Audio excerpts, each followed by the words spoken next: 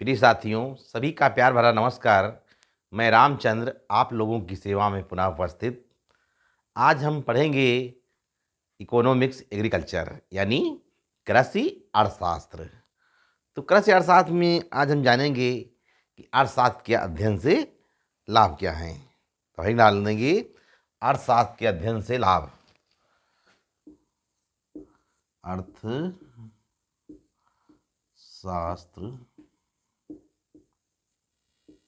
के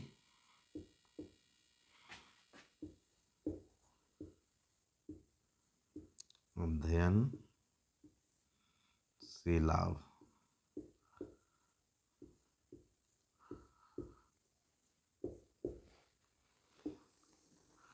तो अर्थशास्त्र का अध्ययन करने से क्या लाभ है, यानी लोग अर्थशास्त्र को क्यों पढ़ते हैं, इससे उन्हें क्या लाभ होता है। तो अर्थशास्त्र का अध्ययन करने से ज्ञान में वृद्धि होती है। यानी अर्थशास्त्र एक ऐसा विषय है, जितना पढ़ेंगे उतना ही उसमें ज्ञान बढ़ेगा। ज्ञान के विषय में जैसे कहा जाए कि अर्थशास्त्र विषय सामग्री, उपभोग क्या होता है, उत्पादन क्या होता है, वितरण क्या होता है, राजस्व क्या होता है, इसकी जानकारी अर्थशास्त्र का अध्ययन करने से मालूम हो जाएगी। व्यापार के विषय में देखा जाए तो व्यापार के कौन कौन से पहलू हैं, व्यापार कितने प्रकार का होता है, बाजार है, बाजार क्या होती है, तो इसके विषय में जानकारी हो जाती है। बेरोजगारी कैसे होती है, अति जनसंख्या कैसे होती है, जनसंख्या विस्फोट क्या है, लोग बेरोजगार कैसे हो जाते हैं, बचत करने का स्रोत क्या होना चाहिए, आय के स्रोत क्या हैं, हम अपने धन को कैसे बचाएंगे। तो बहुत सी जानकारी हमें काहे से मालूम हो जाती है, अर्थशास्त्र का अध्ययन करने से। तो इसलिए कहा जाए कि अर्थशास्त्र का अध्ययन करने से ज्ञान में वृद्धि होती है। फिर इसके बाद में अर्थशास्त्र का अध्ययन करने से तर्क में वृद्धि होती है। यानी अर्थशास्त्र एक ऐसा विषय है, उसमें तर्क की प्रधानता होती है। अगर है तो कैसे है। जैसे कहा जाए व्यक्ति बेरोजगार है, तो व्यक्ति बेरोजगार है तो वो बेरोजगार व्यक्ति कैसे है, क्या कारण है वो बेरोजगार है। अगर व्यक्ति अपना जीवन स्तर ऊंचा नहीं कर पा रहा है तो क्यों नहीं कर पा रहा है, क्या कारण है, क्या उसको व्यवसाय करने में कोई रुचि नहीं है, आखिर वो अपना जीवन स्तर ऊंचा क्यों नहीं उठा पा रहा है। तो देखा जाए अर्थशास्त्र में क्या होती है, तर्क की प्रधानता होती है। और तर्क की प्रधानता के वजह से देखा जाए विभिन्न प्रकार की समस्याएं उत्पन्न होती हैं, और समस्याओं का निराकरण कैसे करेंगे, तो ये अर्थशास्त्र का अध्ययन करने से मालूम हो जाता है। चुनाव योग्यता में वृद्धि, अर्थशास्त्र का अध्ययन करने से चुनाव योग्यता में वृद्धि होती है। क्यों, मानवीय आवश्यकताएं अनंत होती हैं। अनंत आवश्यकताओं में जैसे एक आवश्यकता को हम पूरा करते हैं तो नई आवश्यकता का जन्म होता है। तो देखा जाए आवश्यकताएं कैसी हैं, अनंत हैं, तो अनंत आवश्यकताओं को पूरा नहीं कर पाते। तो इसके लिए क्या करना पड़ता है, हमें जो है सीमित साधनों में काम चलाना पड़ता है। तो सीमित साधनों के द्वारा हम चुनाव करते हैं कि ऐसी कौन सी वस्तुओं को हम खरीदें, ऐसी कौन सी वस्तुओं का चयन करें जिससे हमें अधिकतम संतुष्टि की प्राप्त हो सके। तो देखा जाए तो अर्थशास्त्र का अध्ययन करने से चुनाव योग्यता में वृद्धि होती है। अर्थशास्त्र का अध्ययन करने से वैज्ञानिक वैज्ञानिक दृष्टिकोण हो जाता है। कहने का मतलब एक वैज्ञानिकता की बात लोगों के अंदर आ जाती है। तो वैज्ञानिक विज्ञान यानी विज्ञान किसे कहते हैं, जिसका ज्ञान क्रमबद्ध हो उसे क्या कहेंगे, विज्ञान कहेंगे। तो एक वैज्ञानिक तरीके से अर्थशास्त्र के विषय में जानकारी मालूम हो जाती है। अर्थशास्त्र का अध्ययन करने से गृह स्वामियों यानी जो घर के मालिक होते हैं, गृह स्वामी होते हैं, तथा उपभोक्ताओं को लाभ होता है। गृह स्वामी बजट कैसे बनाएंगे, बजट करने के उन्हें अधिकतम संतुष्टि कैसे मिलेगी, तो इसकी जानकारी जो है अर्थशास्त्र का अध्ययन करने से हो जाती है। उत्पादकों और व्यापारियों को लाभ, अर्थशास्त्र का अध्ययन करने से उत्पादक कौन होते हैं, जो वस्तुओं का उत्पादन करवाते हैं वो क्या कहलाते हैं? उत्पादक कहलाते हैं। तो उत्पादक ऐसी वस्तुओं का उत्पादन करवाते हैं जिन वस्तुओं की समाज में मांग हो। तो क्या होता है, अगर ऐसी वस्तुओं का उत्पादन करवाते हैं जिन वस्तुओं की समाज में मांग हो, तो उनका व्यवसाय कैसा हो जाता है? सफल हो जाता है। व्यापारियों को लाभ, व्यापारियों के विषय में देखा जाए तो व्यापार में सफलता मिलेगी तो कैसे मिलेगी? व्यापार कहाँ करें? आंतरिक व्यापार करें या अंतर्राष्ट्रीय व्यापार करें? कैसे मुनाफा होगा? तो ये अर्थशास्त्र का अध्ययन करने से जानकारी मिल जाती है। सॉरी, थोड़ा स्वास्थ्य कुछ गड़बड़ है, इसलिए थोड़ी समस्या उत्पन्न हो रही है। मैं क्षमा चाहूँगा कि आप लोग इतनी मेहनत से समय निकाल करके हमारी ऑनलाइन कक्षा को देख रहे होंगे।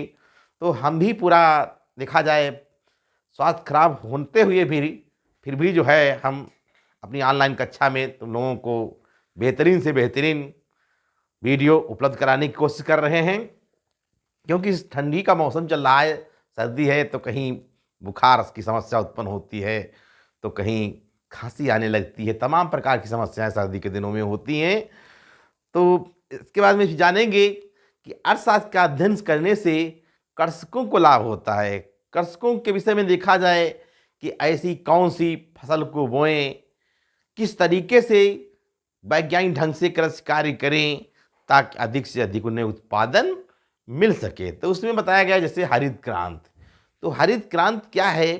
हरित क्रांति एक उच्चतम वैरायटी कार्यक्रम है जिसका उद्देश्य फसलों में उत्साहजनक वृद्धि करना है। आज हरित क्रांति के कारण खाद्यान्न की समस्या भारत में दूर हुई। आज देखा जाए तो खाद्यान्न के मामले में काफ़ी जो है सफलता मिल चुकी है भारत को। तो भारत में हरित क्रांति के जन्मदाता डॉक्टर एम.एस. स्वामीनाथन थे, जबकि विश्व में हरित क्रांति के जन्मदाता डॉक्टर नॉर्मन बोरलॉग हैं। तो उनके प्रयासों से आज देखा जाए कृषि उत्पादन क्या हुआ है? बढ़ा है।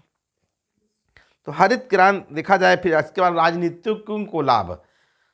अर्थशास्त्र का अध्ययन करने से राजनीतिज्ञों को लाभ होता है कि आर्थिक समस्याओं का ज्ञान हो जाता है कि आर्थिक समस्याएं कौन से कैसे उत्पन्न होती हैं, उनका निराकरण कैसे होगा।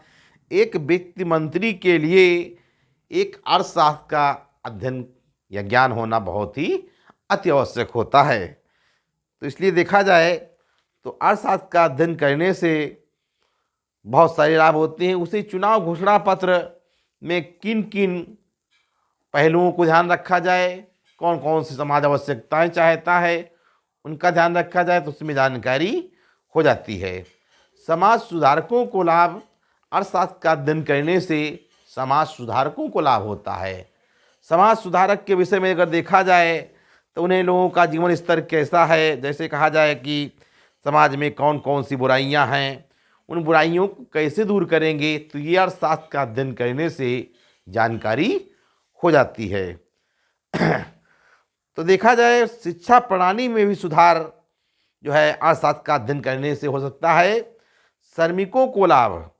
श्रमिकों को अर्थशास्त्र का अध्ययन करने से लाभ होता है। जैसे कहा जाए श्रम। श्रम किसे कहते हैं?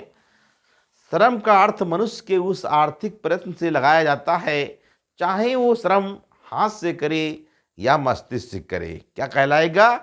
श्रम कहलाएगा। यानी ऐसा कोई कार्य करे जिसमें हमको पैसा मिले तो क्या कहेंगे? उसे श्रम कहेंगे। तो अर्थशास्त्र का अध्ययन करने से श्रमिकों को लाभ होता है कि उनकी मजदूरी कैसे बढ़ेगी, उनकी कार्य क्षमता कैसे होगी, कार्य के घंटे वो निश्चित करें, कैसे करें, उनकी कार्य करने का ढंग क्या होगा। ये बहुत सारी जानकारियाँ अर्थशास्त्र के अध्ययन करने से मालूम हो जाती हैं। विद्यार्थियों का लाभ।